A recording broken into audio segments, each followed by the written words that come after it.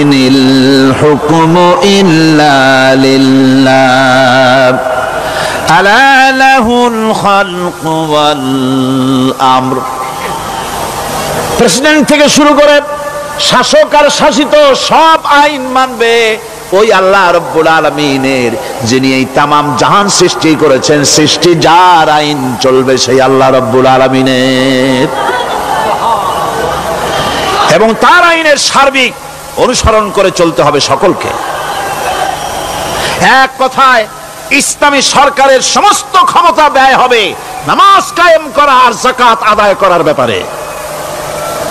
নামাজ যদি কায়েম হয়ে যায়, যাকাত যদি আদায় করা হয়, দুঃখ, দারিদ্র, কষ্ট কিছুই থাকবে না, বেকার সমস্যা থাকবে না।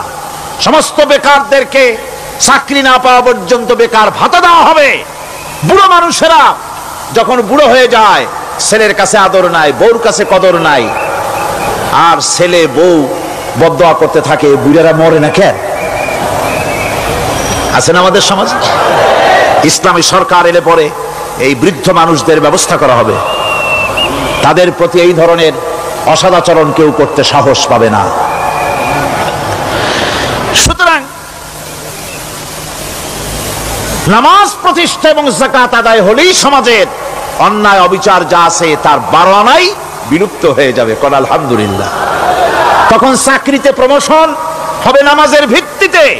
এখন প্রমোশন হয় কে কত ঘুষ খাইতে পারে, কে কত সরকারের দালালি করে বিবেকের বিরুদ্ধে বিরোধী দলকে বেশি করে পেটাতে পারে, এর উপরে ভিত্তি করে প্রমোশন হয়। ইসলামী সরকার যখন আসবে, ইসলামী সরকার যখন প্রতিষ্ঠিত হয়ে যাবে, তখন চাকরির প্রমোশন নির্ভর করবে তার সুন্দর চরিত্র আর নামাজের পাবন্দির উপরে ভিত্তি করে। সমাজে দুঃখ দুর্দশা থাকবে, যেরকম থাকবে থাকবে। আমার ভাইয়েরা, নামাজ হচ্ছে আল্লাহ রাব্বুল আলামিনের সাহায্য লাভের একমাত্র মাধ্যম। আল্লাহর কাছে যদি সাহায্য পেতে চাই তাহলে নামাজ লাগবে। লাগবে কি কোন? وَلَقَدْ أَخَذَ اللَّهُ مِيثَاقَ بَنِي إِسْرَائِيلَ وَبَعَثْنَا مِنْهُمُ 12 نَقِيًّا وَقَالَ اللَّهُ إِنِّي مَعَكُمْ لَئِنْ أَقَمْتُمُ الصَّلَاةَ। আল্লাহ পাক বলেন, বনি ইসরাইলদের নিকট আমি ওয়াদা নিয়েছিলাম, তোমরা যদি মানুষদেরকে অসামাজিক কার্যকলাপ থেকে যদি তোমরা ফিরাইতে পারো, মানুষদেরকে অসামাজিক কার্যকলাপ থেকে তোমরা ফিরাবে। 12টা গোত্রের জন্য 12 জন নকিব নির্দিষ্ট করে দেওয়া হলো, তাদের দায়িত্ব দেওয়া হলো। মানুষদেরকে, সমাজের লোকদেরকে অন্যায় কাজ থেকে তারা ফিরাবে, ভালো ভালো কাজ করার জন্য তাদেরকে আদেশ করবে, অসামাজিক অধর্মীয় কাজ থেকে বাঁচাবার চেষ্টা করবে। এইটা যদি তোমরা করো তাহলে আমি তোমাদের সাথে আছি। শর্ত হলো একটা, তোমাদেরকে নামাজ কায়েম করতে হবে। নামাজ যদি কায়েম করো, আমার মদদ তোমাদের জন্য অবধারিত হবে। নামাজ প্রতিষ্ঠা করলেই আল্লাহর সাহায্য লাভ করা যায় জীবনের সকল ক্ষেত্রে। নামাজ হচ্ছে অপকর্মের প্রতিবন্ধক। নামাজ পড়লে অন্যায় কাজ থেকে বাঁচার পথ। অন্যায় থেকে বাঁচাই কিসে? নামাজ। আল্লাহ রাব্বুল আলামিন বলেন, উতলু মা উহিয়া ইলাইকা মিনাল কিতাবি ওয়াকিমিস সালাম ইন্নাস সালাতা তানহা আনিল ফাহশাই ওয়াল মুনকার। হে নবী, এই কিতাব তেলাওয়াত করো যা তোমার প্রতি অবতীর্ণ করা হয়েছে। এই কিতাব তেলাওয়াত করো আর নামাজকে প্রতিষ্ঠা করো। নিঃসন্দেহে নামাজ মানুষকে পাপাচার থেকে বাঁচায়া দেয়। অশ্লীলতা, পাপাচার থেকে মানুষকে বাঁচায় কে? জোরে চিল্লায় কোন কে? নামাজ।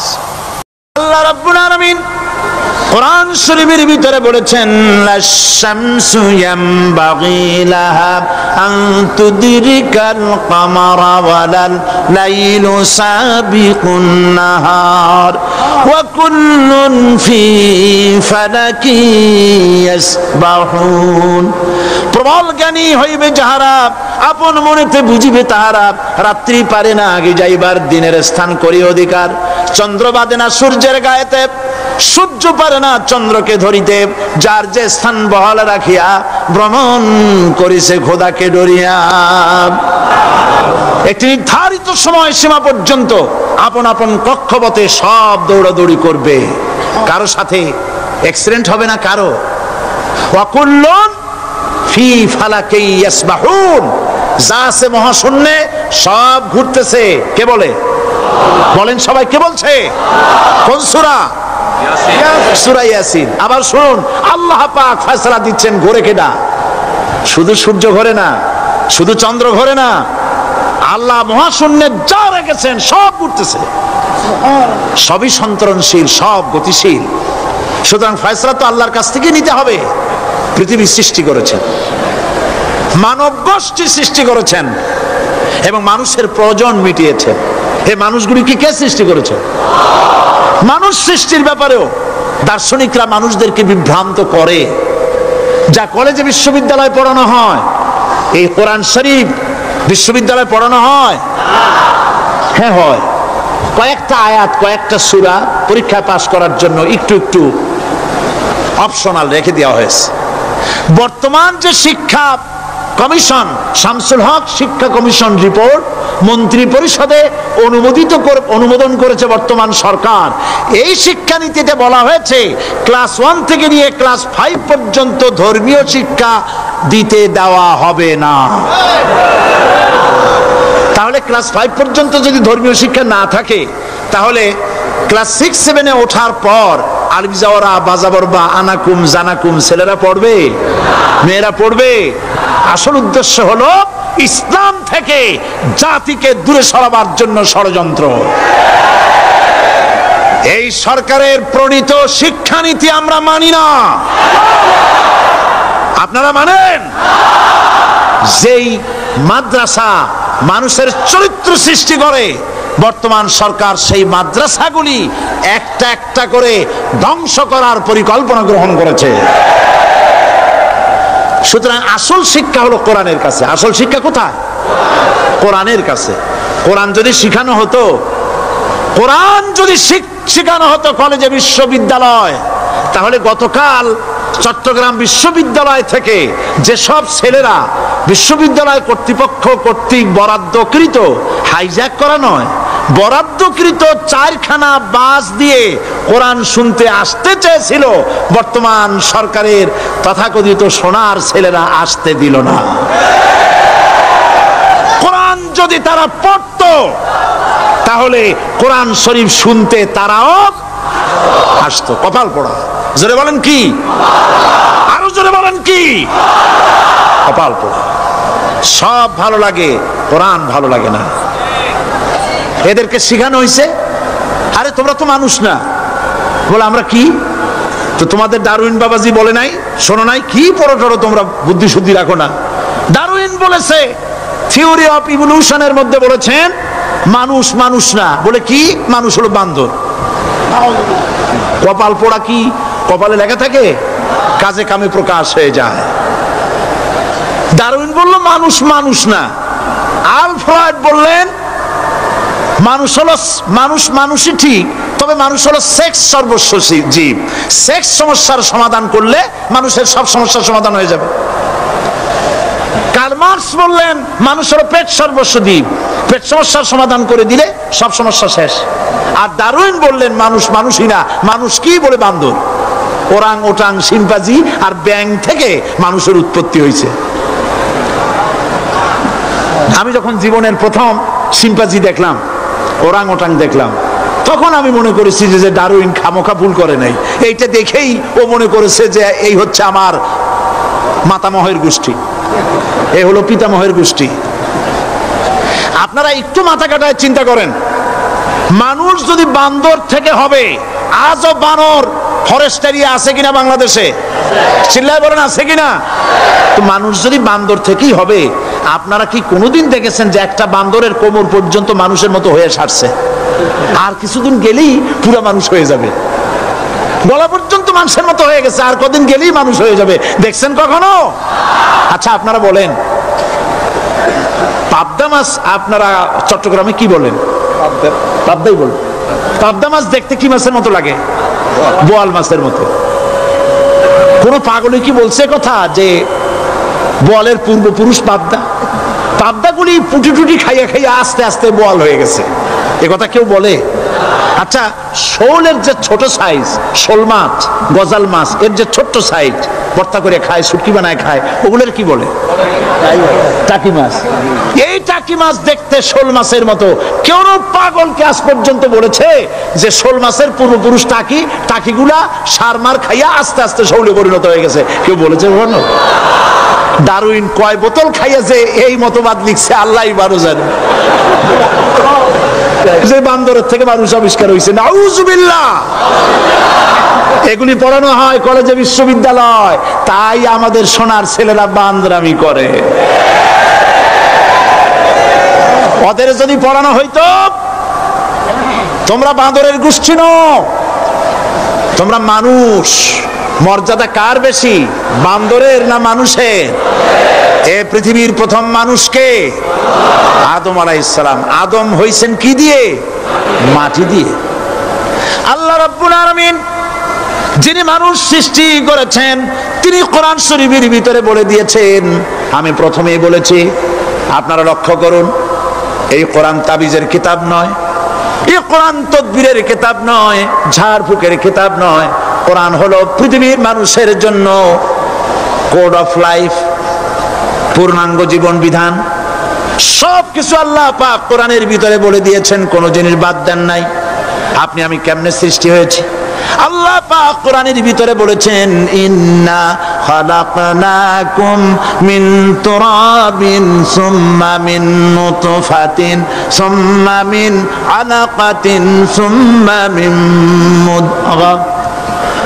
নিষ্প্রাণ মাটি দিয়ে তোমাকে উৎপন্ন করা হয়েছে, নিষ্প্রাণ মাটি উপাদান দিয়ে তোমাকে তৈরি করা হলো। মায়ের পেটের ভিতরে এক ফোঁটা নাপাক পানি জমাট রক্তে পরিণত হয়ে গেল, জমাট রক্ত আস্তে করে গোস্ত পিণ্ড হলো, গোস্ত পিণ্ডকে সুন্দর করে সাজায়া হাড্ডি গুড্ডি বানায়া স্ট্রাকচার তৈরি করে তার উপরে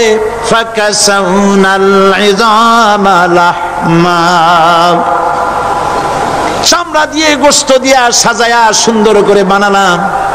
আল্লাহর পরিচয় শুনুন, আল্লাহ আমার কেমন আল্লাহ।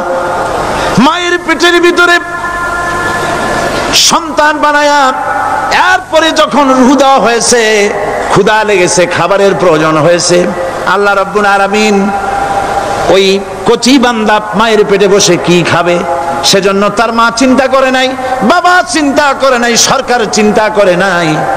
আল্লাহ রাব্বুল আলামিন মায়ের মাসিক অসুখকে বন্ধ করে দিয়ে সন্তানের নাভির সাথে আর মায়ের নাভির সাথে তার লাগায়া, পাইপ লাগায়া মায়ের মাসিক অসুখের রক্তগুলি দিয়ে সন্তানকে বড় বানালেন। মুখ দিয়া এই রক্ত পান করালেন না, মুখটাকে পবিত্র রেখে দিলেন যাতে করে পৃথিবীতে আসার পর ওই মুখ দিয়া আল্লাহ রাব্বুল আলামিনের জিকির করতে পারো। সন্তান মায়ের ভিতরে পেটের ভিতরে বড় হলো, আল্লাহ রাব্বুল আলামিন বলেন মাস দিন যখন পুরো হয়ে গেল, সুম্মা নুখরিজুকুম তিফলা, বাচ্চার আকারে পৃথিবীতে নিয়ে আসলাম। এখন খাবা কি? পৃথিবীতে যখন বাচ্চা এলো তখন তার পেটের সাথে যে সংযোগ ছিল মায়ের নাভির সাথে আর সন্তানের নাভির সাথে, সেই সংযোগ তার আর কি থাকলো? কি করা হলো? কেটে দেওয়া হলো। লক্ষ্য করুন, খাবারের জন্য একটি মাত্র পাইপ আল্লাহ লাগাইছিলেন, পৃথিবীতে সন্তান আসার সঙ্গে সঙ্গে পাইপটা কেটে দেওয়া হলো। এবার কি খাবে? আল্লাহ রাব্বুল আলামিন মায়ের বুক থেকে সন্তানের জন্য এবার সিগন্যাল তার জন্য সিঙ্গেল কোন লাইন যেটা ছিল কেটে দিয়া মায়ের বুক থেকে সন্তানের জন্য ডাবল লাইন আল্লাহ চালু করে দিলেন। এমন দুধ বানায় দিলেন যা শুধু খাবার নয়, শুধু ফুড ভ্যালু নয়, এই দুধের ভিতরে ক্যালসিয়াম, এর মধ্যে ভিটামিন, এর মধ্যে আয়রন, এর মধ্যে মেডিসিন। দুনিয়ার এই সন্তান ছিল ফি কারারিম মাকিন, সুরক্ষিত জায়গার ভিতরে ছিল, কোনো পলিউশন সেখানে যেতে পারতো না, রোগের জার্ম সেখানে যেতে পারতো না।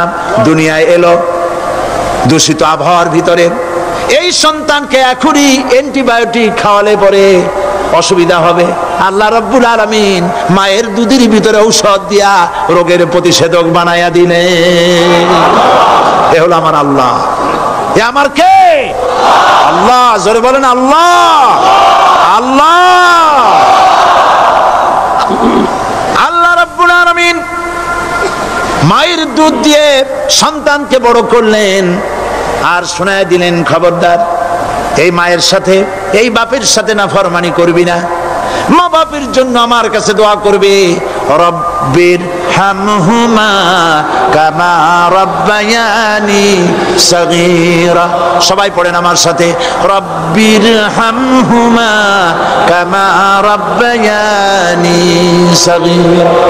আল্লাহ পাক শিখাই দিলেন বান্দারে আমার কাছে দোয়া করায়, আল্লাহ আমার মা বাপ আমাকে ছোটবেলায় যেভাবে স্নেহের কোলে লালন পালন করেছে, এইভাবে আমার মা বাপকে তোমার রহমতের কোলে লালন পালন করো।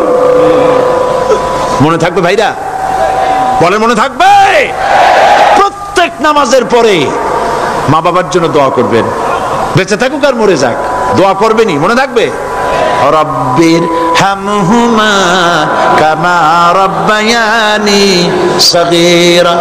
আবার পড়েন, রব্বির হামহুমা কামা রাব্বায়ানি সগীরা। আল্লাহ পাক মায়ের মর্যাদা এত বাড়াইছেন, সাহাবী প্রশ্ন করেছে, ইয়া রাসূলুল্লাহ খেদমত করব কার? হুজুর বলেন তোমার মায়ের, তারপরে কার? তোমার মায়ের, তারপরে কার? তোমার মায়ের, তারপরে কার? তোমার পিতার। বাপের চাইতে মায়ের মর্যাদা আল্লাহ 3 গুণ বাড়াইয়া দিলেন, 3 গুণ বৃদ্ধি করে দিলেন। হাদিস শরীফে এসেছে, হযরত আবী হুরায়রা রাদিয়াল্লাহু তাআলা আনহু রাসূলের কাছে এসে রাতের বেলায় কাঁদতেছিলেন। হুজুর প্রশ্ন করলেন, আবু হুরায়রা কাঁদো কেন? হযরত আবু হুরায়রা বলছেন, হুজুর মা আমাকে মেরেছে। তিনি প্রশ্ন করলেন, আচ্ছা মা তোমার মারলো কেন? তুমি কি কোনো বেয়াদবি করছো? তিনি বললেন না। তবে মারলো কেন? হযরত আবু হুরায়রা বলেন, ইয়া রাসূলুল্লাহ আপনার খেদমত থেকে বাড়ি ফিরতে আমার দেরি হয়ে গিয়েছিল। গভীর রাত্রে যখন বাড়ি গেছি, মা আমাকে প্রশ্ন করলেন, বাবা দেরি হলো কেন, কোথায় ছিলি? তাম পৃথিবীর মানুষ যেই কদম মোবারক চুমু দিতে পারলে ধন্য হয়ে যায়, সেই আখিরি জামানার পয়গম্বর নবী মুহাম্মদ রাসূলুল্লাহ সাল্লাল্লাহু আলাইহি সাল্লামের দরবার থেকে আসতে আমার দেরি হয়ে গেছে। ইয়া রাসূলুল্লাহ আমার মা আপনার নাম শুনে তার গা জ্বলে উঠলো, তিনি কাফের মুশরিকা। আপনার নাম শুনে অগ্নি শর্মা হয়ে আমাকে ধরে পিটানো আরম্ভ করলেন আর বললেন, আবু হুরায়রা হয় মুহাম্মদ সাল্লাল্লাহু আলাইহি সাল্লামের বাড়ি ছাড়বি, নইলে আমার বাড়ি ছাড়বি, কি করবি বল?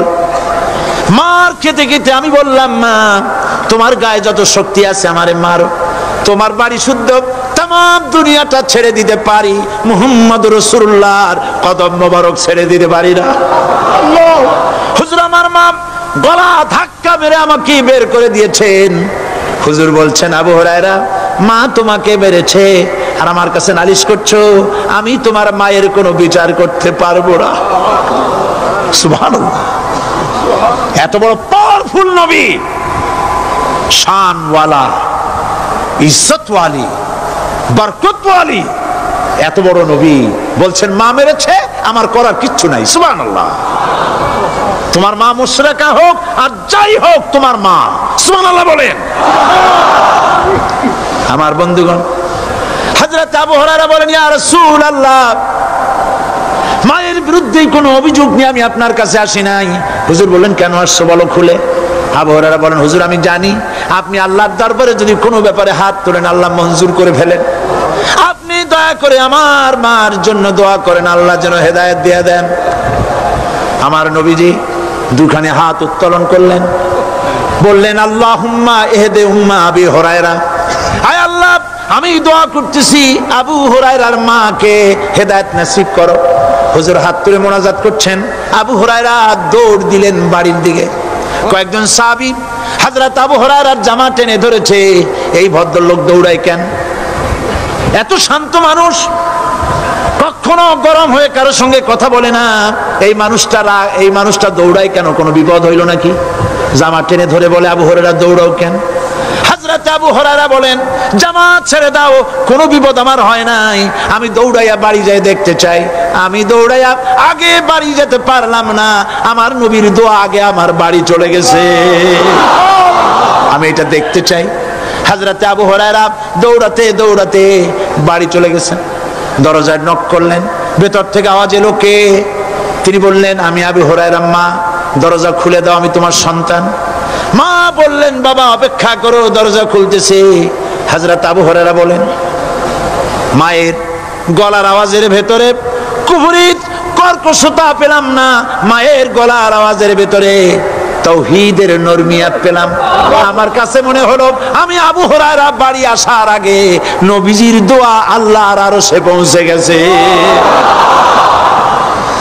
আবু হুরায়রা বলছেন মা আমার কিছুক্ষণ পরে ঘরের থেকে বেরিয়ে এসেছেন, আমি দেখলাম মায়ের শরীর ভিজা, মাথার চুল দিয়া পানি টপকাচ্ছে।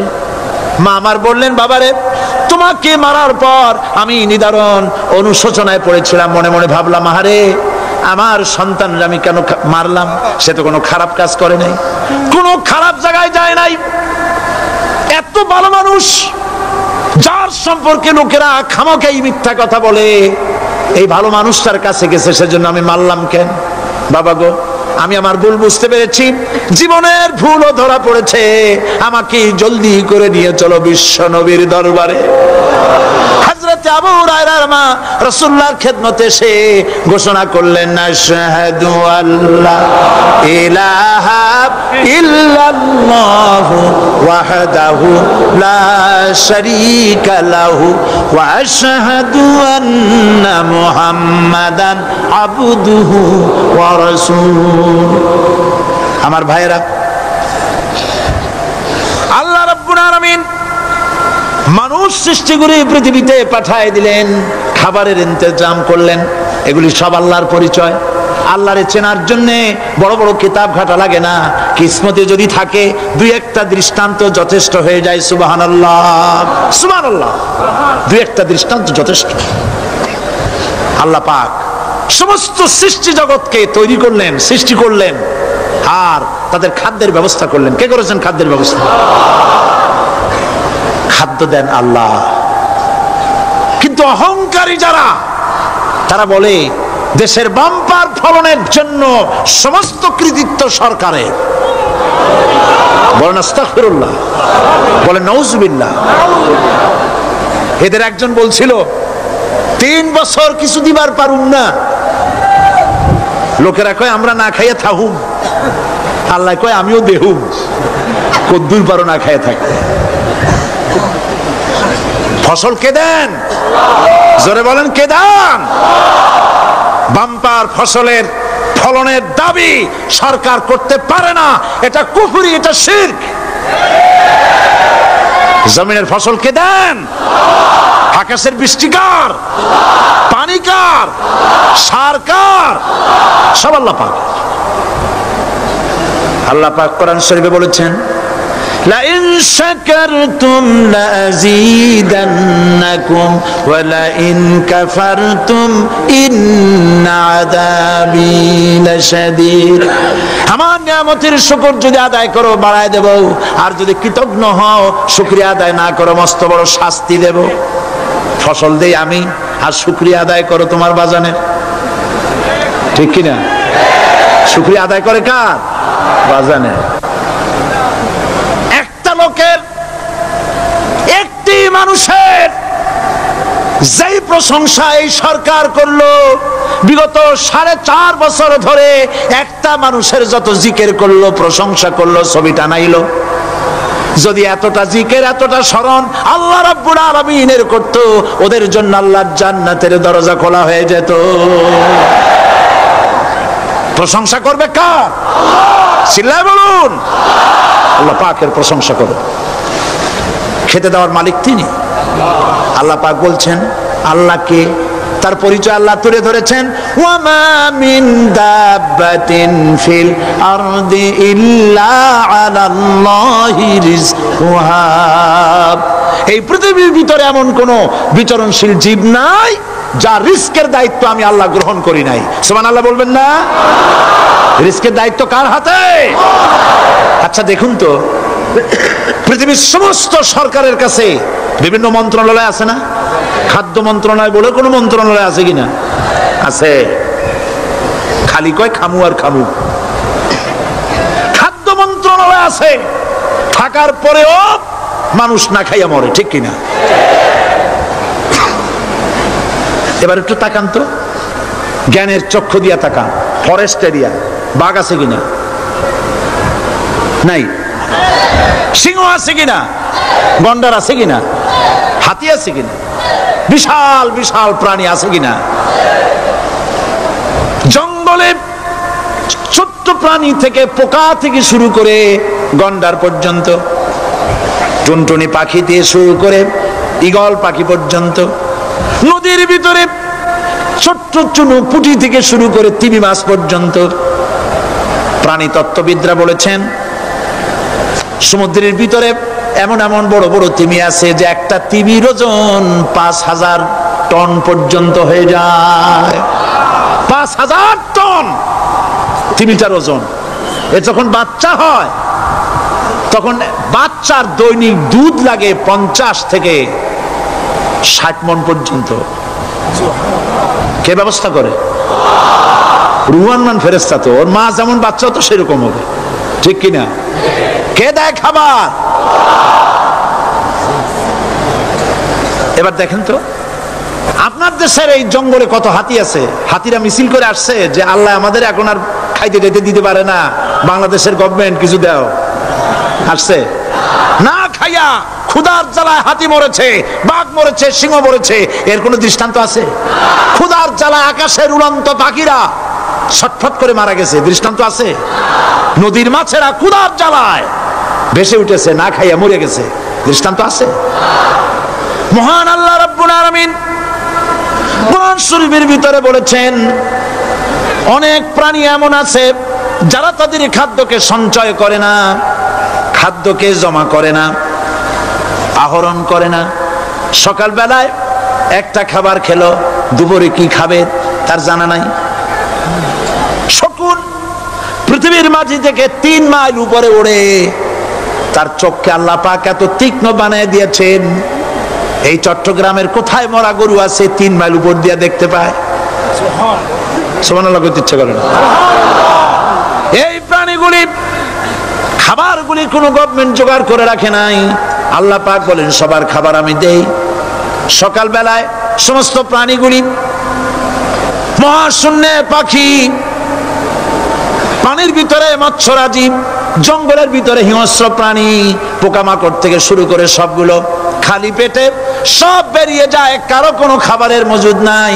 সন্ধ্যা হতে না হতে সমস্ত প্রাণীগুলির পেট ভরাইয়া আমি আবার যার যার ঘরে ফিরায় দেই। ওয়ামা মিন দাব্বাতিন ফিল আরদি ইল্লা আলাল্লাহি রিজকুহা। সমস্ত প্রাণীর রিজকের দায়িত্ব আমি আল্লাহর হাতে। কে দেয় রিজক? জোরে বলুন, কে দেন? আল্লাহ পাক। কি খাবেন সব আল্লাহ জোগাড় করে দিয়েছেন। তরি তরকারি জোগাড় করেছেন, মাছ জোগাড় করেছেন, চাউল দিয়েছেন, খাবার দিয়েছেন, গোশত দিয়েছেন, সব দিয়ে দিয়েছেন। আল্লাহ রাব্বুল আলামিন সমস্ত জিনিস দিয়ে মানুষকে আল্লাহ পাক তার জন্য আল্লাহ সব করেছেন। খালাকালাকুম মা ফিল আরদি জামিআ। এই পৃথিবীতে যা তৈরি করেছে সব তোমার জন্য। এ হচ্ছে আমার আল্লাহ। এ হচ্ছে আমার কে? আল্লাহ। সে আল্লাহ পাক বলছেন, আল্লাহর পরিচয় তিনি স্রষ্টা তিনি রিজেক দাতা। এবার আইনদাতা কে? আইনদাতা কে? আরো জোরে বলুন। আইনদাতা আল্লাহ হচ্ছে আল্লাহর পরিচয়। ইনিল হুকমু ইল্লা লিল্লাহ আলা লাহুল খালকু ওয়াল আমর। সৃষ্টি যার, আইন চলবে তার। আমার দেশে আল্লাহর আইন চলছে? আমাদের দেশের কল কারখানা, ক্ষেত খামার, অফিস আদালত আল্লাহর আইন অনুযায়ী চলে? চলে না। বরং আল্লাহর আইনকে মুছে ফেলার জন্য, নিজেদের আইন সৃষ্টি করার জন্য প্রচেষ্টা চালানো হচ্ছে। আল্লাহর আইন মানুষের জন্য সব থেকে বেশি উপযোগী, কারণ সৃষ্টি করেছেন কে? বলেন, কে করেছেন? আল্লাহ। প্রত্যেকটি মেশিন আপনি যা কিনবেন, রেডিও হোক, টিভি হোক, যে কোনো যন্ত্র হোক, গাড়ি হোক, তার সাথে একটা লিটারেচার, একটা বই তার সঙ্গে দিয়ে দেওয়া হয়। ওই বইয়ের মধ্যে লেখা থাকে এটা কিভাবে চালানো হবে, অপারেট করা হবে, তার সিস্টেম লেখা থাকে। আপনার ইচ্ছা মতো চালাইলে হবে না। এই মানব গোষ্ঠীকে সৃষ্টি করেছেন। এখন আপনি যদি আপনার আইন মতো চালান, তা কি চলবে? চলবে না। আপনি আপনার আইন মতো চালাচ্ছেন, ভালোভাবে চলতেছে? চলতেছে না। স্বরাষ্ট্রমন্ত্রী বলতেছেন সন্ত্রাসীদেরকে মাটির তলা থেকে খুঁজে বের করা হবে, কিন্তু নাকের উপর দিয়ে ব্রিফকেস চুরি হয়ে যায়, উনি তা ধরতে পারেন না। এই হলো আইন। অনাবরত খুন হচ্ছে, অনাবরত সন্ত্রাসী তৎপরতা চলছে। আর ওনারা বলছেন আগের থেকে এগুলি চলে আসছে, একজনের খুনের বিচার না হইলে এরকম খুন তো হইতেই থাকবে। তাহলে খুনকে, হত্যাকে, সন্ত্রাসকে সরকার জাস্টিফাইড করছেন। নাউজুবিল্লাহি মিন যালিক। এই জন্য আইন হতে হবে আল্লাহর। আইন হতে হবে কার? চিল্লায় বলেন, আল্লাহ পাকের আইন হতে হবে। আমি একদিন পার্লামেন্টে বলেছিলাম, আমার দেশের নেতা নেত্রীরা বারবার হজ করতে যান, উমরা করতে যান, সেখান থেকে আসার সময় কি আনেন? আতর, পাথর, সুরমা আর খুরমা, এই কিছু নিয়ে আসলেন। কিন্তু আমি বলেছি, আপনারা কি কিছু চোখে দেখেন না? পার্লামেন্টে এইভাবে বক্তৃতা করেছে, কিছু চোখে দেখেন না? আমি প্রশ্ন করে আমি আবার জবাব দিচ্ছি, আপনারা যারা হজ করতে যান, উমরা করতে যান, হজের কথাই ধরি, এই হজ করতে যখন যান তখন মুজদালিফায় একটা রাত কাটাইতে হয়। সেটা কোন দিন? ইয়মে আরাফার পরের দিন। এই মাঠে দালান কোঠা আছে, এখানে বেড়া আছে, শামিয়ানা আছে, পর্দা আছে, তাবু আছে, কিচ্ছু নাই। লক্ষ লক্ষ নারী আর পুরুষ পাশাপাশি শুয়ে থাকে, তাও সুবহানাল্লাহ কইতে ইচ্ছা করে না। সারা রাত জনে জনে পুলিশ পাহারাদার নাই। কিরকম মেয়ে এলো, চাঁদের সৌন্দর্য হার মানায় দিতে পারে এরকম সুন্দরী, এরকম সুন্দরী নারী, সুদর্শন পুরুষ পাশাপাশি রাস্তার ধারে মরুভূমির ভিতরে সারা রাত কাটাচ্ছে। ইয়মে আরাফার পরের রাতটা, একটা রাত পুরা। এভাবে চলতেছে বছরের পর বছর, শতাব্দীর পর শতাব্দী, সহস্রাব্দীর পরে সহস্রাব্দী। আমি প্রশ্ন করি, পৃথিবীর ইতিহাসে কেউ কি এমন কথা বলতে পেরেছে, লিখতে পেরেছে যে মুজদালিফার রাতে সেখান থেকে 10টা নারী হাইজ্যাক হয়েছে, 5টা নারী লাঞ্ছিত হয়েছে? বলতে পারবে? গভীর রাত্রে পুরুষ সঙ্গী ছাড়া সুন্দরী রমণী, যুবতী রমণী একাকিনী নিজের ঘর ছেড়ে আল্লাহর ঘরে তাওয়াফ করতে আসে। তাওয়াফ সেরে তাহাজ্জুদের নামাজ পড়ে আল্লাহর কাছে মোনাজাত করে একা একা হাজার হাজার লাখো পুরুষের ভিতর থেকে আপন ঘরে ফিরে যায়। কারো বাবার হিম্মত নাই, একবার তাকায় সে তো রূপ উপভোগ করার জন্য আবার তাকায়, অথবা তার আঁচল ধরে টান মারে। আছে ইতিহাস? কথা কন না কেন? সুন্দরী একটা মাইয়া মক্কা থেকে মদিনা থেকে পাওয়া যায় না, 15 দিন হয়ে গেছে। হয়েছে কখনো? এবার জবাব দেন, কেন হয় না? কেন হয় না? আমার দেশের মেয়েরা রাস্তা দিয়ে হাঁটতে পারে না। হাই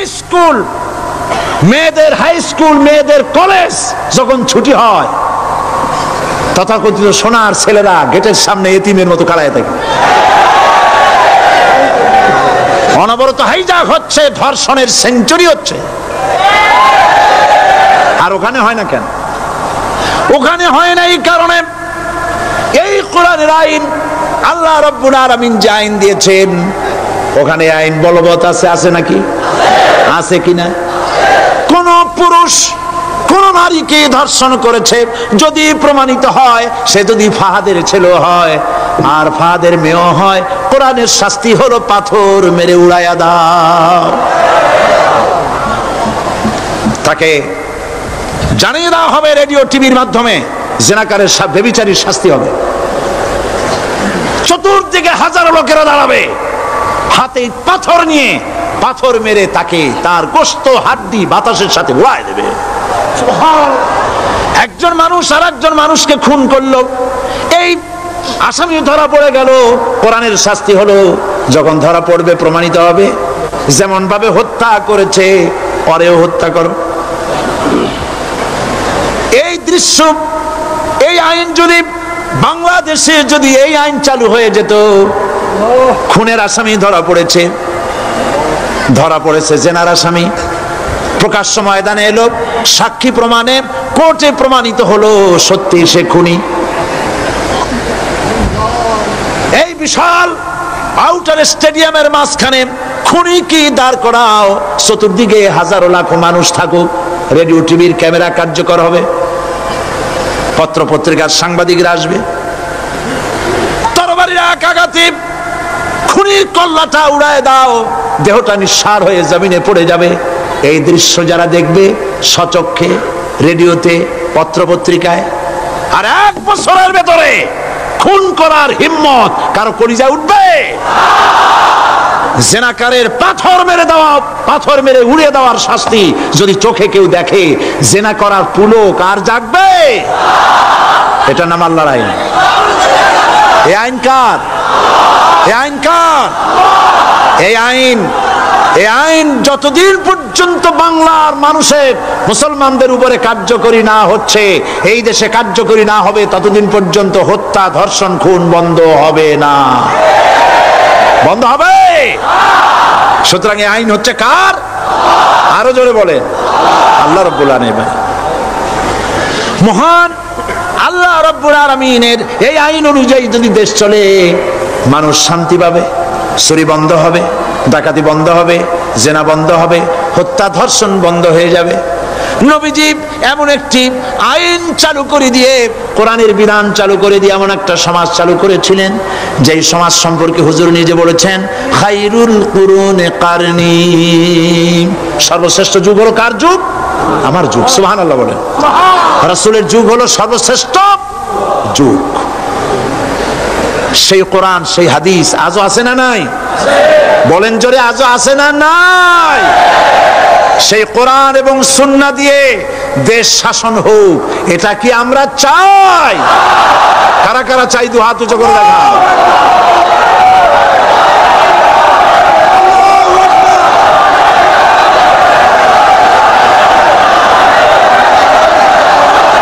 আরে ভাই, আপনারা দাঁড়ায় গেলেন কেন?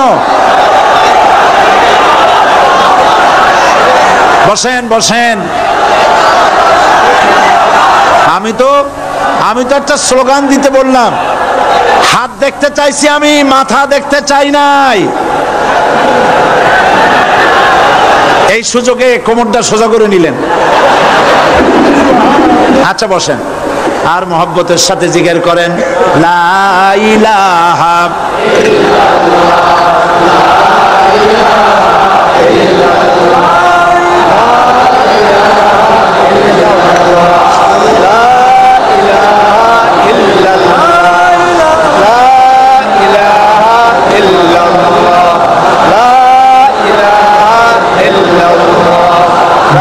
বছরে সবাই জিকির করেন লা ইলাহা ইল্লাল্লাহ, লা ইলাহা ইল্লাল্লাহ, লা ইলাহা ইল্লাল্লাহ, লা ইলাহা ইল্লাল্লাহু মুহাম্মাদুর রাসূলুল্লাহ।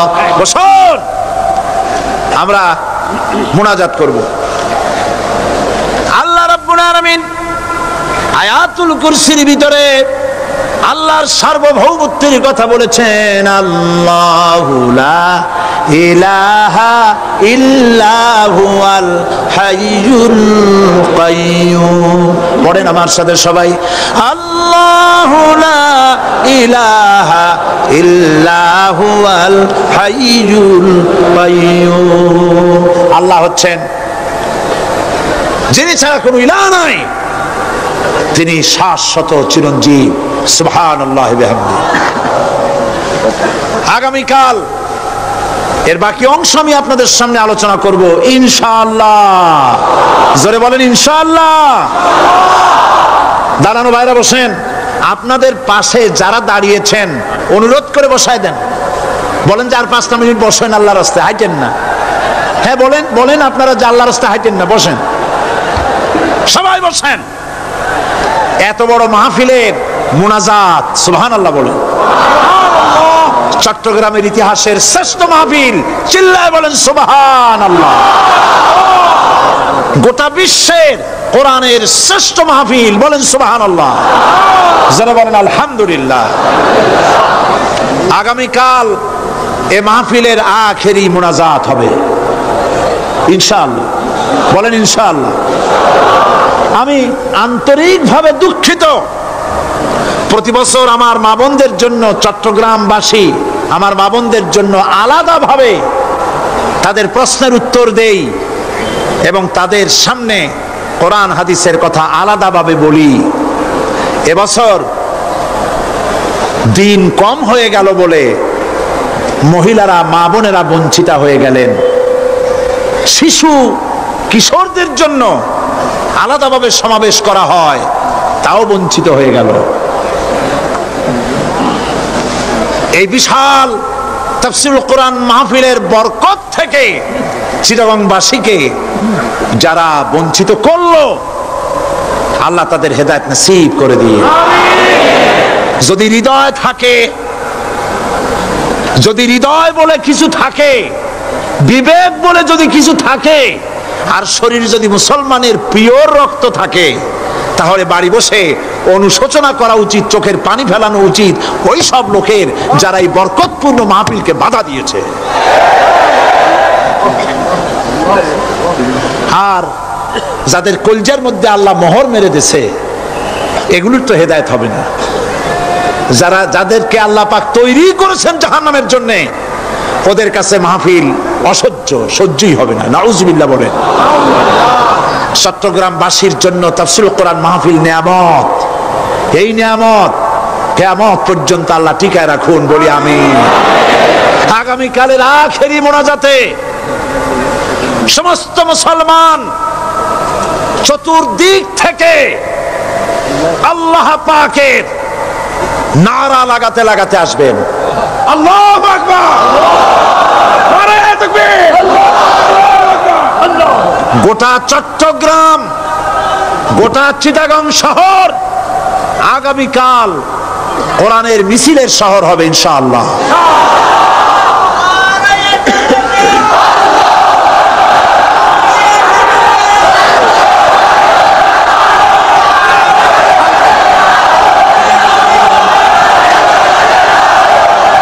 সকল ধন এবং সম্পদের মূল মালিক হচ্ছেন আল্লাহ পাক।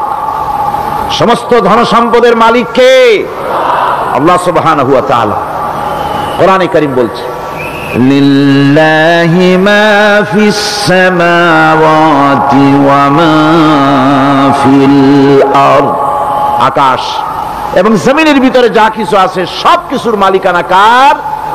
জোরে বলেন কার? আল্লাহ রাব্বুল আলামিন হচ্ছেন এর একচ্ছত্র মালিক। সুতরাং বান্দাদের কাছে কিছুদিনের জন্য এগুলিকে আমানত রাখা হয়েছে।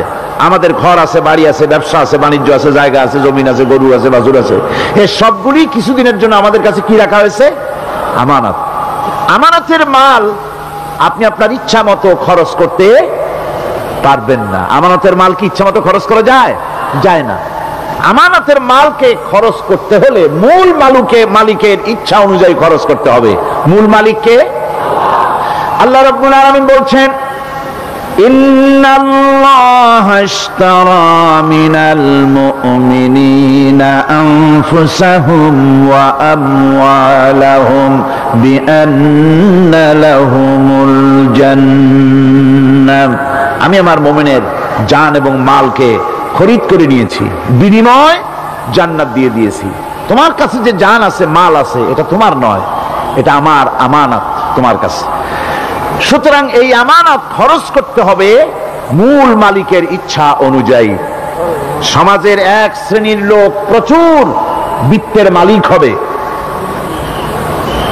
সমাজের এক শ্রেণীর লোক প্রচুর বিত্ত এবং সম্পদের মালিক হয়ে ভোগ বিলাসের আনন্দের স্রোতে ভেসে যেতে থাকবে, নিজেকে ভাসিয়ে দেবে। আর এক শ্রেণীর লোক অনাহারে অর্ধাহারে কষ্ট করবে। এ বিধান ইসলামের নয়। কেউ থাকবে 10 তলায় আর কেউ থাকবে গাছতলায়, কেউ খাবে পোলাও, কোরমা, বিরিয়ানি, আর কারো কিসমতে মরিচ পোলাও হবে না। এ বিধান আল্লাহর নয়। ইসলামের বিধান হচ্ছে যে আল্লাহ যে সব সম্পদ মানুষকে দান করেছেন, এই সম্পদের ভিতরে বিত্তহীনদের অধিকার রাখা হয়েছে। বিত্তহীন যারা গরিব, যাদের কিছু নাই, তারা আপনার করুণার পাত্র নয়। কি বলেন? তারা কি ধনীদের করুণার পাত্র? কোরআনে কারিমে আল্লাহ বলেন, ওয়াল্লাযীনা ফী আমওয়ালিহিম হাক্কুন লিস-সাইলি ওয়াল মাহরুম।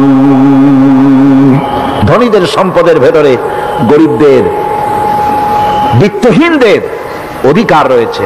সে অধিকার আদায় করে দাও। দান করা এমনি দিয়ে দাও এক জিনিস। গরিবদেরকে, বিত্তহীনদেরকে ইসলাম করুণার পাত্র বানায় নাই, বলেছে অধিকার। অধিকারটা বড় মজবুত কথা, এই কথার লোড আছে, ওয়েট আছে। আপনার আমার সম্পদের, অর্থাৎ যাদের বিত্ত আছে, বিত্ত সম্পদওয়ালা সম্পদশালী লোকেদের সম্পদের ভেতরে গরিবদের অধিকার রয়ে গেছে। সে অধিকার আদায় করতে হবে। ইসলাম সকল মানুষের দারিদ্র দূর করে বেঁচে থাকার মৌলিক অধিকার প্রতিষ্ঠিত করেছে। রাসূল করিম সাল্লাল্লাহু আলাইহি ওয়াসাল্লাম বলেছেন, লাইসা লি ইবনি আদম হাক্কুন সিওয়া হাযিহিল খিসাল, বাইতুন ইয়াসকুনুহু ওয়া সাওবুন ইউয়ারি আওরাতাহু ওয়া জালফাল খুবজি ওয়াল মা। আখরাজাহু তিরমিজি। তিরমিজি শরীফের হাদিসের ভেতরে এসেছে, রাসূল করিম সাল্লাল্লাহু আলাইহি ওয়াসাল্লাম বলেছেন, প্রত্যেকটি বনি আদমের তার বাস করার জন্য একটা গৃহ, এবং লজ্জা ঢাকার জন্য, শীত নিবারণের জন্য তার বস্ত্র, আর ক্ষুধা মিটাবার জন্য তার পানি আর রুটি ইত্যাদির ব্যবস্থা করতে হবে। চাই সে মুসলমান হোক, আর হিন্দু হোক, আর খ্রিস্টান হোক। বনি আদম, আদমের সন্তান যে মানুষ, যে তার এই অধিকার ইসলাম প্রতিষ্ঠিত করেছে। আজ বলা হচ্ছে খাদ্য, বস্ত্র, বাসস্থান সমাধান দেবে অমুকরা তমুকরা, এরকমের স্লোগান হয় না? ওরা দিতে পারবে না, ওরা দিতে পারে নাই। খাদ্য, বস্ত্র, শিক্ষা, চিকিৎসা, বাসস্থানের গ্যারান্টি দিয়েছে কোরআন, দিয়েছে আল্লাহ রসুল জনাবে মুহাম্মদ রাসূলুল্লাহ সাল্লাল্লাহু আলাইহি ওয়াসাল্লাম। ইসলাম অর্থনৈতিক নিরাপত্তার জন্য যে সব পন্থা অবলম্বন করেছে, সেটা হচ্ছে যে সমাজের কর্মক্ষম সকল ব্যক্তি রুজির জন্য পরিশ্রম করবে, কেউ বসে থাকতে পারবে না।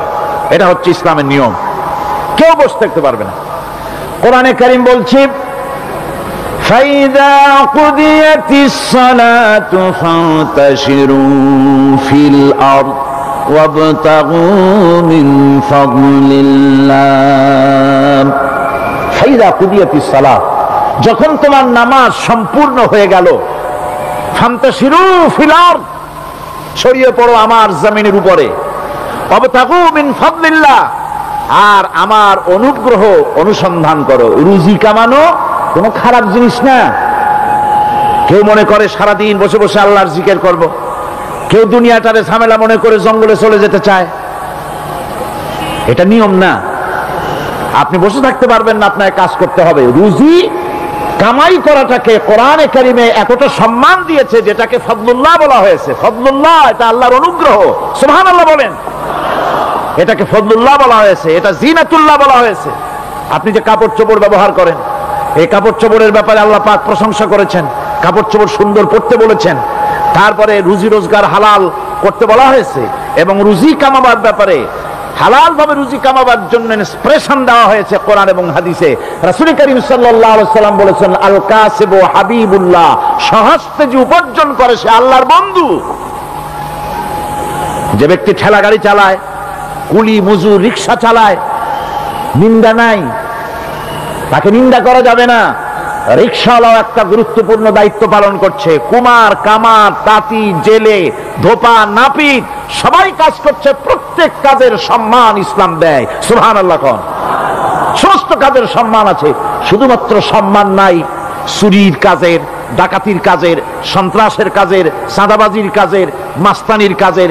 এই সব কাজ নিন্দনীয় এবং এই সব কাজ নিতান্ত বাজে কাজ। এ কাজের কোনো সম্মান নাই। সম্মান হচ্ছে নিজের হাতে কামাই করে সারা দিনে এক মুঠো খাবারও যদি খান, আপনার খাবারের চাইতে হালাল খাবার কারো হতে পারে না।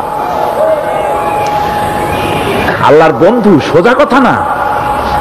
আল কাসিবু হাবিবুল্লাহ, সহজ উপার্জনের এত বরকত। সেজন্য অর্থনৈতিক নিরাপত্তার জন্য সমাজের প্রত্যেকটি কর্মক্ষম লোককে কাজ করতে হবে। কি করতে হবে? নামাজ পড়া হয়ে গেছে, এখন আর বসে থাকা চলবে না। নেমে পড়ুন কাজের জন্য, আল্লাহর অনুগ্রহ অনুসন্ধান করুন। এরপরে আল্লাহ পাক বলছেন, আমার অনুগ্রহ রুজি কামাও, আর রুজি কামাবার সময় আযকুরুল্লাহ যিকরান কাসীরা লাআল্লাকুম তুফলিহুন। আর জিকির করবা আমার বেশি, আমার জিকির করবা। বলা হচ্ছে রুজি অনুসন্ধান করো, আর বলা হচ্ছে আমার জিকির করো। তো জিকির আর রুজি সন্ধানের ভিতরে সামঞ্জস্য কি? সামঞ্জস্যটা হচ্ছে এই যে আপনি যখন উযকুরুল্লাহ কাসীরান, আপনাকে বেশি করে জিকির করতে হবে। জিকির মানে কি? স্মরণ করা। জিকির মানে কি? স্মরণ করা। আল্লাহকে স্মরণ করেন। রুজি যখন কামাতে যাবেন স্মরণ করবেন কারে? চিল্লায় কোন কারে? আপনি রুজি কামাবার জন্য চাকরি করতেছেন, অফিসে বসে যদি আল্লাহ রাব্বুল আলামিন আপনার স্মরণে থাকে, তাহলে ঘুষ খাওয়া আপনার জন্য সম্ভব হবে না। কথা ঠিক কিনা? আল্লাহ পাক বলছেন, রুজি কামাবার জন্য তুমি যে পরিশ্রম করবে, ওই পরিশ্রমের সময় বেশি বেশি জিকির করো, আমারে স্মরণ রাখো। অফিসে বসে যখন তুমি কাজ করবে, আমি যদি স্মরণে থাকি, তাহলে তুমি ঘুষ খাইতে পারবে না। তুমি জমিন চাষ করবে, জমিন চাষ করার সময় আমি যদি তোমার স্মরণে থাকি, জমিনের আইল ঠেলা তোমার পক্ষে সম্ভব হবে না। যত রকমের রুজির রোজগারের পথ আছে, আমাকে স্মরণ করো, খারাপ পথ থেকে বাঁচো, হালাল ভাবে রুজি কামাও। হালাল রুজির ভিতরে আল্লাহ রব্বুল আলামিন বরকত দিয়া দিবেন। আর কাজ করার জন্য বলা হয়েছে। রাসূল করিম সাল্লাল্লাহু আলাইহি ওয়াসাল্লাম বলেছেন, ইযা সাল্লাইতুমুল ফাজরা ফালা তানুমু আন তালবি আরযাকিকুম। ফজরের নামাজ পড়া হয়ে গেছে, ঘুমায়ও না। আমাদের একটা আম অভ্যাস হয়ে গেছে ফজরের নামাজ পড়ে ঘুমানো। হাদিস শরীফে বলা হচ্ছে, ফজরের নামাজ পড়া হয়ে গেছে, ঘুমায়ও না। রুজি তালাশ করো, রিজিক তালাশ করো, নিজের সাহায্য করো, অন্যকে সাহায্য করো, নিজের সংসারের জন্য কাজ করো, অন্যের জন্যও করো। হালাল ভাবে রুজি কামাই করে বউকে একটা ব্লাউজ কিনে দিয়েছেন, একটা শাড়ি কিনে দিয়েছেন, বাচ্চাকে ক্লাসের বই কিনে দিয়েছেন, বাজার থেকে মাছ তরিতরকারি কিনে। অক্ষম ব্যক্তিদেরকে সহযোগিতা করবে, যারা নাকি উপার্জন করতে পারে না, ওই জাতীয় লোকদেরকে তারা সহযোগিতা করবে। ওয়াকফুলু গানিয়ুহুম ফাকিরাহুম, সেই সমাজের যারা নাকি সামর্থ্যবান, তারা রোজগার করবে এবং গরিবদেরকে সহযোগিতা করবে। আল্লাহর নবী বলেছেন, সে ব্যক্তি মুমিন নয়, সে ব্যক্তি মুমিন নয়, সেই ব্যক্তি মুমিন নয় সাহাবায়ে কিরাম হতচকিত হয়ে উঠলেন, প্রশ্ন করলেন, নবীজি কোন ব্যক্তি মুমিন নয়? আল্লাহর নবী বলেন, যেই ব্যক্তি পেট পুরে আরাম করে ঘুমায় গেল এ কথা জানার পর, যে তার প্রতিবেশী না খেয়ে শুয়ে আছে, ক্ষুধার যন্ত্রণায় কাতরাচ্ছে, এ কথা জানার পরে যেই মুসলমান ব্যক্তি আরাম করে পেট ভরে খেয়ে ঘুমায়, সে কখনো মুমিনের দাবি করতে পারে না, মুমিন হতে পারে না। কত বড় কথা! ইসলাম মানুষকে তাগিদ করেছে তার প্রতিবেশীর উপরে লক্ষ্য রাখার জন্য, তার প্রতিবেশীকে লক্ষ্য রাখার জন্য, গরিব মানুষের প্রতি লক্ষ্য রাখার জন্য। রাসূল করিম সাল্লাল্লাহু আলাইহি ওয়াসাল্লাম বলছেন, আইয়ু রাজুলিন মাতা দিয়ান বাইনা আগনিয়ায় ফাকাদ বারিয়াত মিনহুম জিম্মাতুল্লাহি ওয়া রাসূলিহি। আল্লাহর নবী বলেন, কোন ধনী ব্যক্তিদের মাঝে কোন গরিব প্রতিবেশী যদি না খেয়ে মারা যায়, তাহলে ওই এলাকার বিত্তশালী লোকদের সাথে আল্লাহর সমস্ত সম্পর্ক, রাসূলের সব সম্পর্ক ছিন্ন হয়ে যায়। কে বলতে পেরেছে এত বড় কথা? মানুষের অর্থনৈতিক নিরাপত্তার জন্য কত বড় কথা বলেছে ইসলাম, বলেছে বিশ্বনবী জনাবে মুহাম্মদ রাসূলুল্লাহ সাল্লাল্লাহু আলাইহি ওয়াসাল্লাম। আল্লাহ রাব্বুল আলামিন বলেন, ধনীদের হাতে যেন সম্পদগুলি পুঞ্জীভূত হয়ে না যায়, কাইলা ইয়াকুনা দুলাতাম বাইনাল আগনিয়াই মিনকুম, তোমাদের ধনীদের হাতে যেন সম্পদগুলি, সমাজের সম্পদগুলি যেন পুঞ্জীভূত না হয়, সেগুলি বরং ছড়িয়ে আস্তে করে যেন সমস্ত গরিব যেন সাধারণের কাছে যেতে পারে, সে ব্যবস্থা করতে হবে। যাকাত প্রদানের মাধ্যমে ধনীদের কাছ থেকে নিয়ে গরিবদেরকে দিয়ে দিতে হবে। আর বুখারী শরীফের সারা ফাথুল বারীতে হাফেজ ইবনে হাজার আসকালানী রাহিমাহুল্লাহ তিনি বলেছেন, যাকাত যদি ধনীরা না দেয়, যদি কেউ দিতে বাধা দেয়, ফামানিমতানা উখিযাত বিহি কাহরান, যদি যাকাত না দেয় জবরদস্তি করে যাকাত আদায় করে নিবে গভর্নমেন্ট। যাকাত দিতেই হবে। মুনকিরিনে যাকাত, যারা যাকাত দিতে অস্বীকার করেছিল, হযরতে সিদ্দিক আকবর, হযরতে আবু বকর সিদ্দিক রাদিয়াল্লাহু তাআলা আনহু, তিনি তাদের সম্পর্কে বলেছিলেন, ওয়াল্লাহি লাউ কাতিলান্না মান ফাররাকা বাইনাস সালাতি ওয়াজ যাকাত, অবশ্যই আমি ওই সম্প্রদায়ের লোকের বিরুদ্ধে যুদ্ধ ঘোষণা করব যারা নামাজ আর যাকাতের মধ্যে পার্থক্য সূচিত করবে। যারা নামাজ তো পড়বে কিন্তু যাকাত দিবে না সরকারের কাছে, যাকাত আদায় করবে না, তাদের বিরুদ্ধে যুদ্ধ ঘোষণা করব। ইসলামী সরকার যদি প্রতিষ্ঠিত হয়, তাহলে এই যাকাত আদায় করা হবে। যাকাত কেউ নিয়ে বসে থাকতে পারবে না, যাকাত আদায় করা হবে। আমাদের দেশে নিয়ম মাফিক যদি যাকাত আদায় করা হতো, এই দেশ যদি ইসলামী গভর্নমেন্ট হতো, আল্লাহ যেন দয়া করে দেন, কন্যা আমিন। আল্লাহ পাক যদি দয়া করে দেশটার ইসলামী রাষ্ট্র বানায় দেন, তাহলে যাকাত তো আদায় করে নেওয়া হবে, যাকাত দিতে আপনি বাধ্য, গরিব মানুষ থাকবে না। এখনো বাংলাদেশে নিয়ম মাফিক যদি যাকাত আদায় করা হয়, নিয়ম মাফিক মানে সোনার যাকাত, রূপার যাকাত, নগদ ক্যাশের যাকাত, ফসলের ওষুধ, সঠিকভাবে যদি আদায় করা হয়, তো একেবারে কম করে হলেও 1000 কোটি টাকা যাকাতের টাকা কালেকশন হতে পারে। এটা কি কম কথা? 1000 কোটি টাকা, এই টাকা আদায় করা হচ্ছে না। এই টাকা আদায় না করার কারণে যে শূন্যতার সৃষ্টি হচ্ছে, এই ভ্যাকুয়ামকে পূর্ণ করার জন্য এগিয়ে এসেছে 7 সমুদ্র 13 নদীর উপর থেকে এনজিওরা। এনজিওরা এসে আমাদের দেশে, সব এনজিও খারাপ আমি তা বলি না, বহু এনজিও আছে যারা এদেশের উন্নয়নের, আর্থসামাজিক উন্নয়নের জন্য তারা প্রচেষ্টা করছে, রাস্তাঘাট, স্কুল কলেজ, চিকিৎসা ইত্যাদির দিকে কাজ করছে। যতগুলি এনজিও আমাদের দেশে আছে, তার ভিতরে 52টা এনজিও গোনা বাছা যারা ইসলামের প্রকাশ্য দুশমন, আর এর শীর্ষস্থানে আছে ব্রাক। এই এনজিওগুলি তারা আমাদের দেশে এসে সুদি কারবার শুরু করেছে, পরিপূর্ণভাবে সুদের কারবার। ব্যাংকের থেকে যদি আপনি লোন নেন তাহলে 15 or 17% ইন্টারেস্ট দিতে হবে, আর ওদের কাছ থেকে যে সুদ, যে টাকা নেওয়া হয় সেই টাকায় গ্রামীণ ব্যাংক থেকে শুরু করে ব্রাড বলেন, কারিতাস বলেন, অক্সফাম বলেন, অ্যাডাপ বলেন, যেগুলি আছে এগুলি সুদ নেয় 30 থেকে 34% পর্যন্ত। গোটা জাতিকে গ্রাম পর্যায়ে তারা সুদের নিবিড় চাষ করতেছে, ঘরে ঘরে সুদ পৌঁছে দিয়েছে, মুসলমান নারীদেরকে বেহুরমতি করেছে, ইসলামের ঐতিহ্য ধ্বংস করতেছে, নারীদেরকে বেপর্দা করতেছে, আমার দেশের ফ্যামিলি স্ট্রাকচারকে এনজিওরা ধ্বংস করে দিচ্ছে।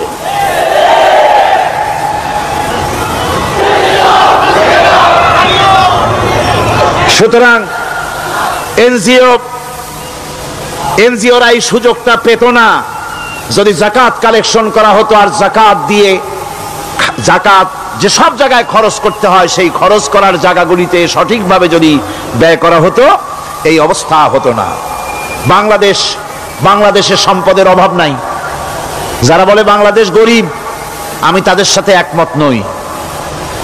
আক্ষরিক অর্থে বাংলাদেশ গরিব নয়, বাংলাদেশে সম্পদ আছে। বাংলাদেশে যে জিনিসটার অভাব সেটা হচ্ছে ইনসাফ ভিত্তিক বন্টনের অভাব। এখানে কেউ তো 1000 বিঘা জমির মালিক, বিঘা বোঝেন না কি কন আপনারা? কানি। কেউ তো 1000 কানির মালিক, আর কারো তো রান্নাঘর উঠাবার জায়গা নাই। কথাটাই ঠিক কিনা? কেউ তো শত শত কোটি টাকা, কত কোটি টাকা যে আছে তা হিসাব করে মাসখানেক লাগবে, গুনিয়া খুলাইতে পারবে না। আর কারো তো একটা ট্যাবলেট কেনার পয়সা নাই।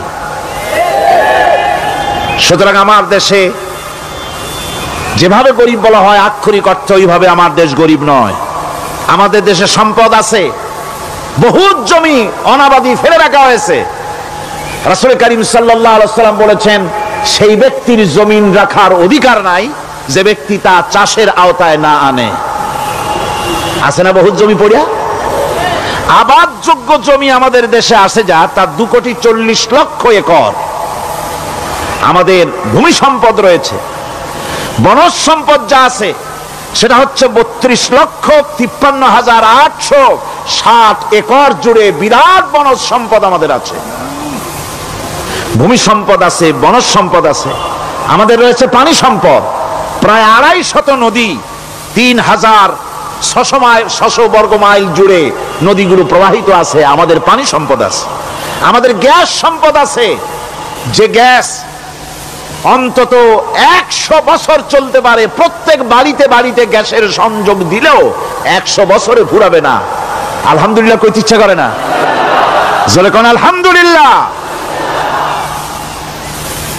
আমাদের গ্যাস সম্পদ রয়েছে, আমাদের মৎস্য সম্পদ আছে, পশু সম্পদ আছে, কৃষি সম্পদ আছে, আরো রয়েছে বিপুল জনশক্তি। জনশক্তিকে আজ সবচাইতে বার্ডেন মনে করা হয়। জনশক্তিকে বলা হয় বাংলাদেশের সবচাইতে বড় সমস্যা, জনশক্তি সমস্যা। এটা হচ্ছে যে সরকার আসে তারই ভূতে পায়, যে যায় লঙ্কা সে আর মানুষ হালে ফেরে না, মানুষগুলি তার জন্য জ্বালা। অথচ এই মানব শক্তি হচ্ছে শ্রেষ্ঠ শক্তি। ইউনিভার্সিটি জনমের মতো না বাড়াইয়া, এখন তো ইউনিভার্সিটি দাবি করতেছে সকলে, গ্রামে গঞ্জে থানায় রান্নাঘরে সব জায়গায় আমাদের ইউনিভার্সিটি দাও। আর ইউনিভার্সিটির ফজিলত কি তা তো আমরা দেখতেইছি। এর থেকে বেশি করে পলিটেকনিক ইনস্টিটিউট, ভোকেশনাল ইনস্টিটিউট ইত্যাদি যদি বানানো হতো, ভিক্ষার হাতকে কর্মীর হাতে যদি পরিণত করা যেত, মানুষগুলিকে যদি কর্মক্ষম করা যেত, তাদেরকে যদি মডার্ন টেকনোলজি যদি শিক্ষা দেওয়া যেত, তাহলে এই মানব শক্তি রপ্তানি করে বা পৃথিবীর বিভিন্ন দেশ থেকে মূল্যবান বৈদেশিক মুদ্রা অর্জন করা যায়। সেটা না করে মানুষ হইছে জ্বালা, জনমের মতো এদেরকে মারো। এটা হচ্ছে ট্রেনের 3rd ক্লাস প্যাসেঞ্জার্স মেন্টালিটি। সেটা কিরকম? সেটা হচ্ছে ট্রেনে যখন মানুষ চলে তৃতীয় শ্রেণীতে, একবার উঠে বসলে সে অন্যের জন্য জায়গা ছাড়ে না। জায়গা খালি আছে, আরেকজন এসে বললে ভাই আমার একটু বসতে দাও, কয় না ভাই এখানে লোক আছে। আসলে কিন্তু লোক নাই। আপনি যদি বলেন যে সেই লোক আসলে আমি জায়গা ছেড়ে দেবো, ততক্ষণ তো বসি। আপনি বসলেন, এরপরে আপনি তো বুঝছেন যে লোকটা ফাঁকিতেছে, ওই চিন্তা আপনার মধ্যেও ঢুকবে, আরেকজন আসবে, বসার জায়গা আছে, আপনি বলবেন না এখানে জায়গা নাই। ট্রেনের থার্ড ক্লাস প্যাসেঞ্জারদের যে মন মানসিকতা, বর্তমান মুসলিম দেশগুলির সরকার প্রধানেরা ঠিক ট্রেনের থার্ড ক্লাস প্যাসেঞ্জারদের চাইতেও থার্ড ক্লাস। মানব শক্তিকে কাজে লাগাবার চিন্তা না করে উল্টা চিন্তা তারা করছেন।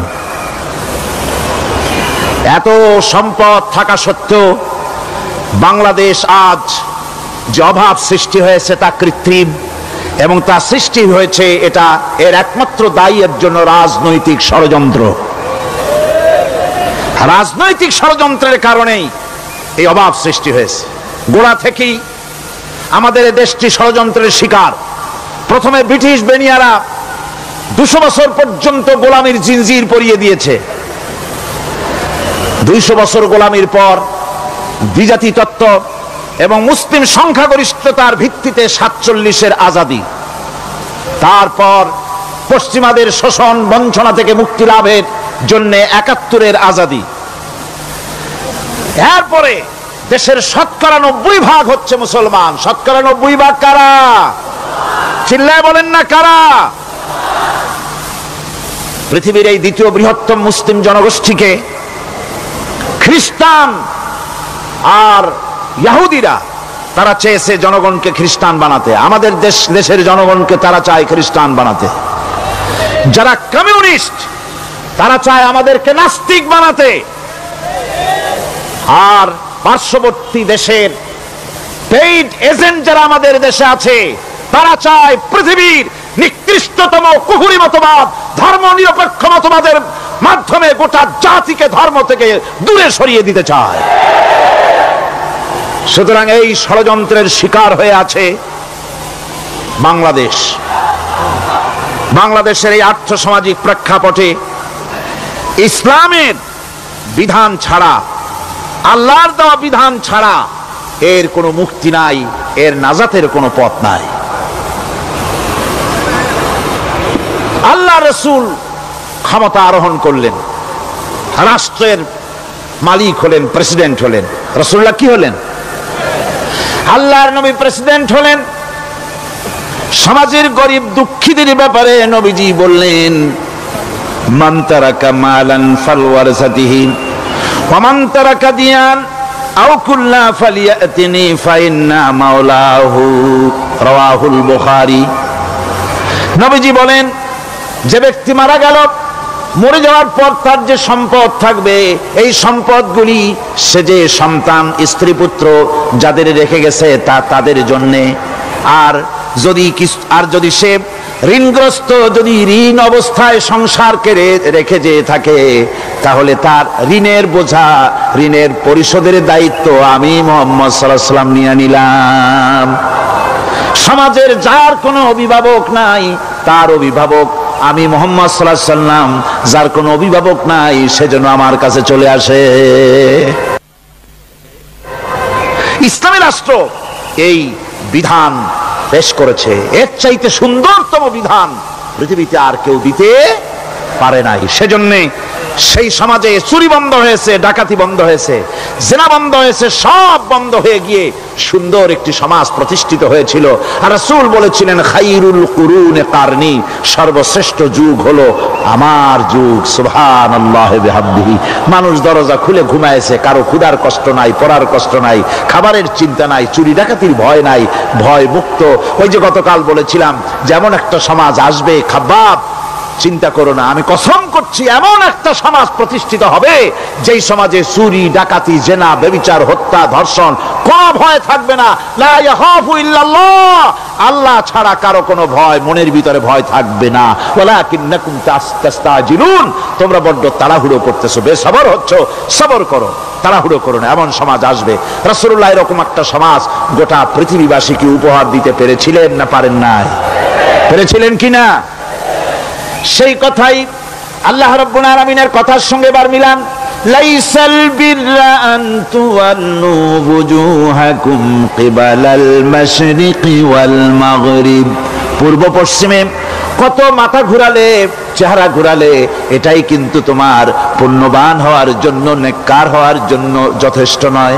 বরং যথেষ্ট হলো আল্লাহর প্রতি ঈমান আনো, কিতাবের প্রতি, পরকালের প্রতি, ফেরেশতার প্রতি, নবীদের পরে ঈমান আনো, আর আল্লাহর মহব্বতে, আল্লাহর প্রেমে উদ্বুদ্ধ হয়ে আর একটা বড় কাজ করো, সেটা হলো ওয়াতাল মালা আলা হুব্বিহি যাবিল কুরবা ওয়াল ইয়াতামা ওয়াল মাসাকিন ওয়াবনাস সাবিল ওয়াস-সাইলিনা ওয়া ফির রিকাবি ওয়া কামাস সালাতা ওয়া আতাজ যাকাত ওয়াল মুফুনা বিআহদিহিম ইযা আহাদু والصابرين في البأساء والضراء وحين البأس أولئك